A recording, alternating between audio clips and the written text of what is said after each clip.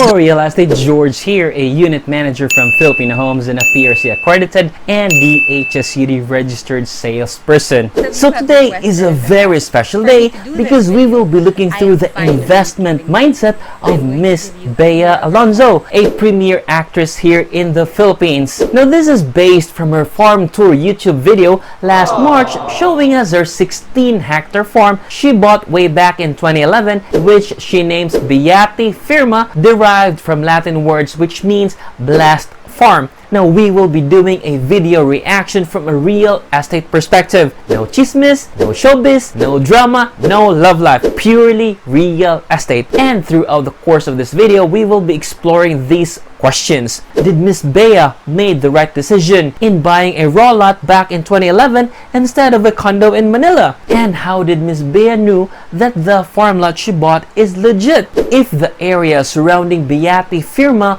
becomes highly urbanized, can she convert portions or the entire farm lot into a condominium project or a subdivision project? And how many hectares of farm lot are allowed for Ms Bea to own? So for those who have not seen Ms Bea's farm tour, let's relive some of the highlights of her farm tour. Welcome to our farm. From an aerial view, this 16-hectare farm lot looks breathtaking. That is well planned, well maintained, measured, and calculated. I know that when they bought this property, it is just raw land. Kudos to the family, especially her mom, for transforming it into what it is now today. And to give you a perspective, 16 hectares may look small from above, but it is actually equivalent to 22 soccer fields or 322 basketball courts. 16 hectares is 160,000 square meters. The 5,000 mahogany trees planted on the sides not only acts as secondary fence, but also protects the farm from harsh winds and provides cool and fresh air. But the highlight of the farm are the 450 mango trees planted evenly at 15-meter distance from each other. Now you would notice that there are very minimal structures in the area. There's the main house, the house of Ms Bea, the house of her brother's family, the guest house, and the garage. And on the other side are the house of the staff. Now this is because the maximum buildable area allowed for structures attendant to agricultural activities shall be 25% of the total saleable lot area. Now at the early part of the video, you can already sense that at that time, there was hesitation to purchase the property. At first, sa totoo lang, back then I was very young. Naisip ko, kaya na ba namin mag-farm or is it worth it? Or matututukan ba namin? And this is the same challenge, especially the younger generations, regardless if you are an actor or not. When it comes to investing, real estate is always a long-term commitment. Now this is counterintuitive in a world that promotes the here and the now, and in a world that always looks for instant gratification. So why did Ms Bea invest in a farm lot? That's what's nice about having a farm. Kasi you continuously develop the property. Before Christmas, I spent 3 weeks here. So, ang daming namin sinelebrate. Nagpabinyag din yung pamangkin ko. And then, nag-Christmas, nag-New Year, nag-debo rin yung pinsan ko. So, I consider myself very lucky to wake up to this kind of view. Truly, itong farm na to, it really serves as my sanctuary whenever I'm feeling down. I just come here to feel rejuvenated and realize that I am very lucky to have a family like my family. You are meant to just relax over here. And aside from a reason and from a real estate perspective, there are 2 additional advantages. First is you can make money from cash flow from the mangoes and calamansi that are harvested. Even the mahogany trees planted as perimeter can also be sold upon maturity. They also have cows and sheep and pigs and ducks that they can sell. And the second reason is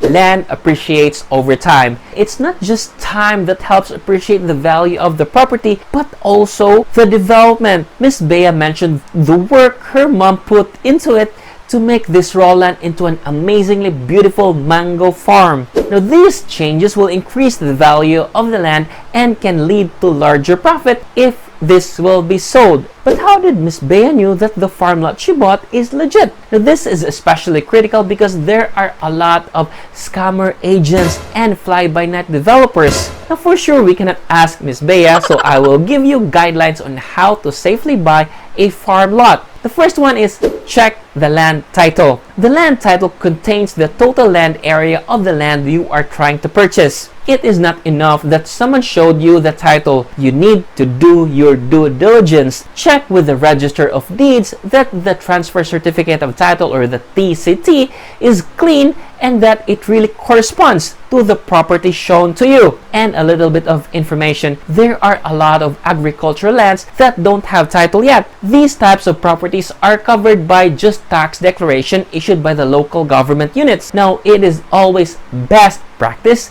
to have the property title first before buying it, and make sure that the lot is not included in the non-negotiable for conversion or reclassification under AO 20 in 1992. Second, if you have plans to subdivide the lot for residential use, make sure that there is a certificate of reclassification from agricultural land to residential land from the LGU. You need this to make sure that you will be able to install utilities and apply for them from the providers of the municipality or city. And the third reason is, if the farm lot you are buying is from a real estate developer, always look for the license to sell to make sure that you have a legitimate investment. The establishment and operation of farm lot subdivision development is covered under Presidential Decree 957 and its implementing rules and regulations and Board Resolution 750. The Department of Human Settlements and Urban Development, or DHSUD,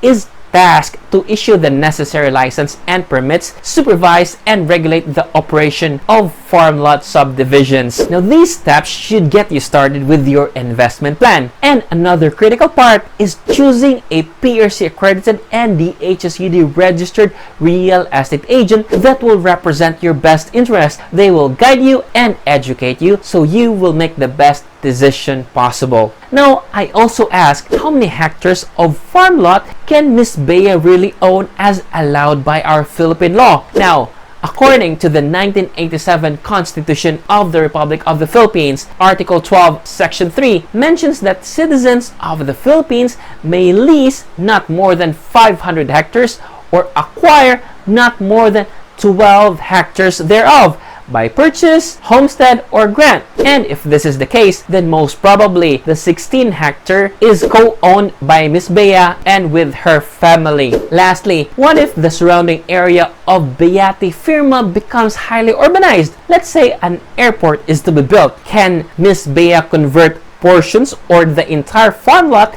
into a subdivision project or a condominium project? Now, this is the tricky part. Before Ms Bea can do anything, she has to ensure first that her farmland can be converted into some other use. Agricultural land in the Philippines is subject to land classification, reclassification, and conversion laws known as RA 6657 or the Comprehensive Agrarian Reform Law. Land use conversion is the process of changing the current physical use of a piece of agricultural land into some other use like commercial, residential, and industrial, or other agricultural use other than cultivation of soil, planting of crops, or growing of trees as approved by DAR. RA 6657 Chapter 65 states that after the lapse of 5 years from its award, when the land ceases to be economically feasible and sound for agricultural purposes, or the locality has become urbanized and the land will have greater economic value for residential, commercial, or industrial purposes, the DAR, upon application of the beneficiary or the landowner with due notice to the affected parties and subject to existing laws, may authorize the reclassification or conversion of the land and its disposition, provided that the beneficiary shall fully pay his obligation. And I will share with you the list of requirements and guidelines on how to convert land to commercial or industrial use in the comment section below. So, there you have it, and I hope you learned something new. Once again, this is George Ryan Sarmago, Unit Manager from Filipino Homes. Thank you for watching. Stay safe, stay at home, and peace!